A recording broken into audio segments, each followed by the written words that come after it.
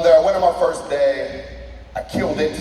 They gave me a little participation badge that said best speaker ever. But there was one lesson in particular, and I'll never forget. Guy pulls me to the side, he just said, hey, just to let you know, when you're speaking professionally, there's 3 subjects that you never talk about on stage. 1 was politics. 2 is what? Sex. I forgot about religion, maybe there was 4. And 3 is race. So today, we're gonna talk about all fucking 3. Yeah, that's right. Do me a favor. Go ahead and stand up if you voted for Trump. Let me get a feel for y'all. Yeah! Team America! Stay standing. Because we're going there early. Make some noise if you believe there's only 2 pronouns. He and she. Keep standing. All right, now high five the black person next to you. Go ahead.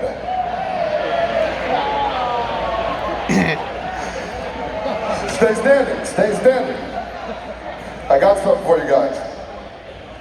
On behalf of the they, them, she, and him, this Bud Light's for you guys.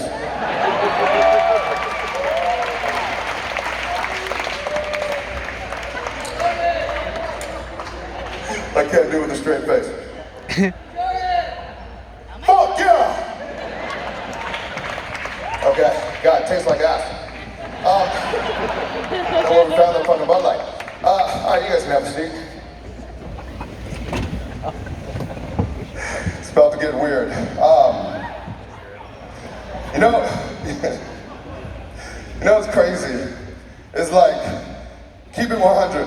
Half of you would low-key smash. Like, you we're going there. Okay, so, this piece of content.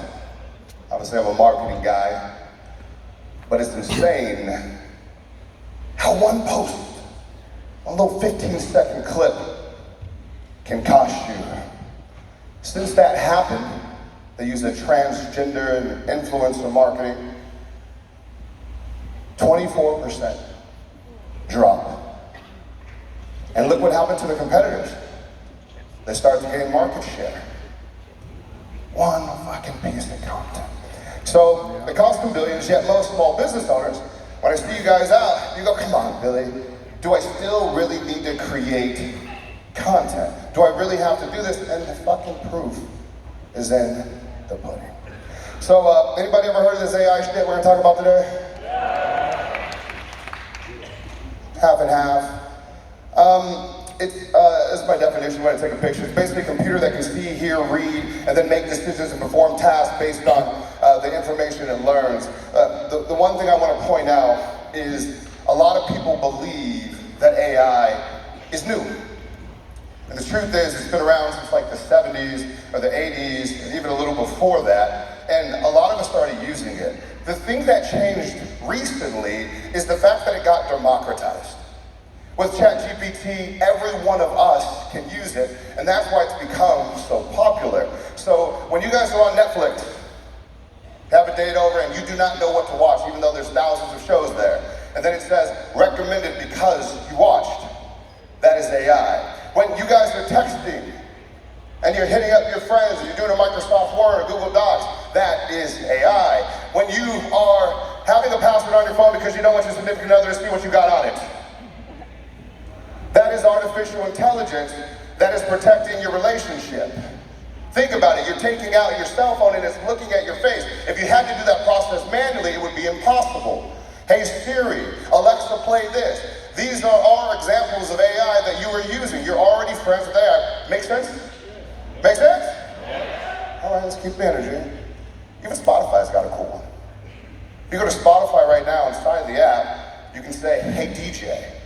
And a real voice that's not real at all will look at all of your music history and start DJing your life, depending on time of day, etc., seasons. It's crazy. So, all that AI is cool. but some of it is actually pretty scary. Anybody familiar with lethal autonomous weapons? Check it out. Lethal autonomous weapons could locate, identify, and kill their targets without any input from a person. These weapons would react too fast for a human to maintain meaningful control. They could be mass-produced and programmed to target innocent civilians of a specific ideology. And they could be made small enough to enable the assassination of any political leader.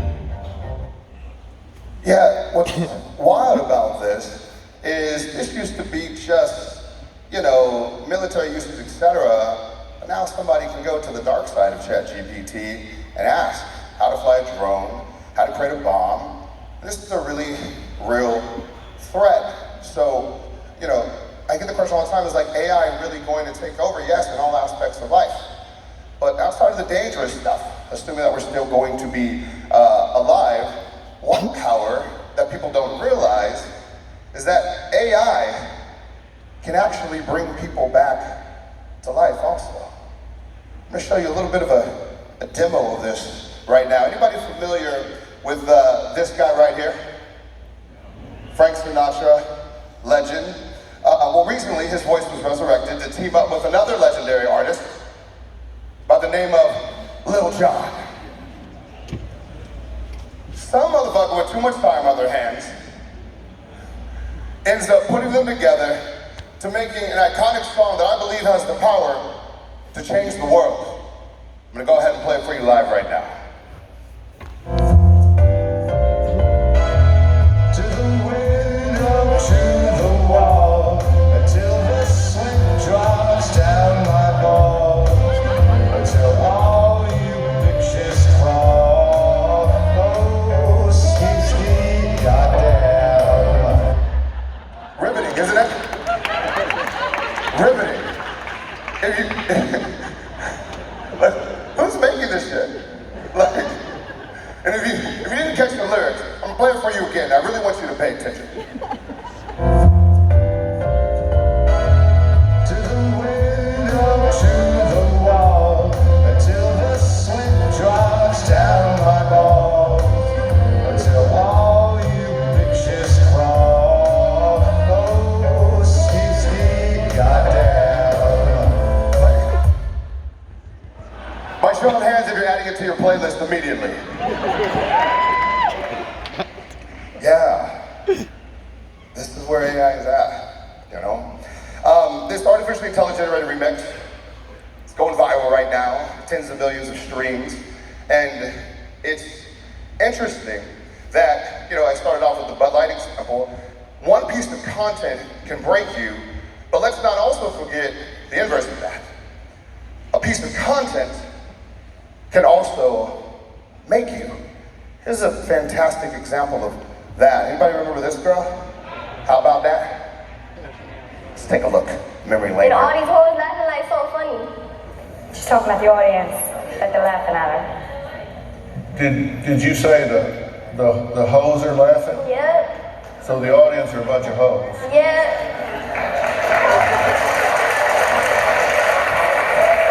Catch me outside. How about that? Huh? Catch me outside. How about that? And I love Dr. Phil's shockness. He really okay, so did you say all the hoes? And then the audience starts clapping. Yeah, she sure did.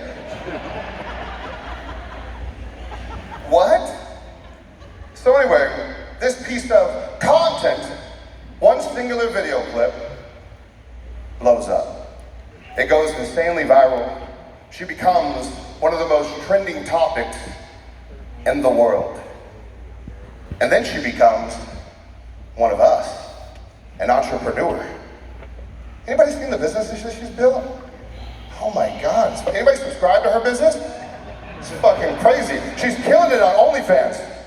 Her OnlyFans business is doing like $50 million or something. You're like, oh, you know? Anybody raise your hand? Anyways, one piece of content. So let's get into today. What I'm going to teach you today is how to use AI to make money on social media so you don't have to make an OnlyFans account unless you want to. We don't judge here. outsell your human competition with artificial intelligence? I'll start with one. By show of hands, you switch the house lights for me so I can get perspective here. How many of you have actually tried ChatGPT? Almost everybody, so you like this. Okay, I want to give you a couple tactics on how to use it, but to use it better than your competition. So for example, let's say that we were selling this product called FlexTape, okay? Your competition would probably go to ChatGPT and type something like this: write me an advertisement to sell FlexTape. And that's fine, but it would probably spit out something like this: looking for a solution to your repair problems, meet FlexTape, the waterproof, super strong, rubberized tape, bonds, just almost fucking fell asleep. Don't fix it, flex it with FlexTape. But is this not what you see on your newsfeed every single day? I want you to take a picture of this next slide. Go ahead and take out your cell phones. If you don't hear anything I said today, hear this. Boring will put you out of business. Period. If it's boring, nobody will see your content. So instead of writing a boring prompt, maybe you can try something like this. This is what a winner would do. Write an allegorical story in the first person point of view that highlights the emotional pain of having a leaky boat and how FlexTape helped to overcome their problem. Write it in the tone and style of Werner Herzog. Different input, different output. Not only am I going to show you what that sounds like, but I had my producer kind of score it too to make it more dramatic. Here you go. Written by ChatGPT and said by some AI that stole my voice. I am a sailor, a solitary soul, who spends my days traversing the vast oceans in search of adventure and peace. I have faced many challenges in my life, but nothing compares to the emotional pain of having a leaky boat. It is a constant reminder of my own mortality, a persistent ache that saps my strength and resilience. For many years, I battled against water that threatened to swallow my vessel whole. I tried every solution I could think of, but the leaks seemed to grow worse with each passing day. I felt hopeless, like I was drowning in a sea of despair. But then a companion told me about Flex Seal. I was skeptical at first, but I decided to give it a try. And to my amazement, it worked. The thick, rubberized coating sealed the leaks and made my boat watertight once again. I felt a sense of relief that I had not experienced in many years. With Flex Seal, I am no longer afraid of the water that surrounds me. I am free to explore the unknown and chase my dreams. I am no longer a sailor struggling to keep afloat, but a master of my own destiny, a conqueror of the seas. And so I said once more, my heart full of gratitude for Flex Seal and the peace it has brought me. For I am a sailor, and the sea is my home. And I will never again let a leaky boat stand in the way of my quest for happiness. Clap it up for AI Billy. Isn't that crazy? One prompt,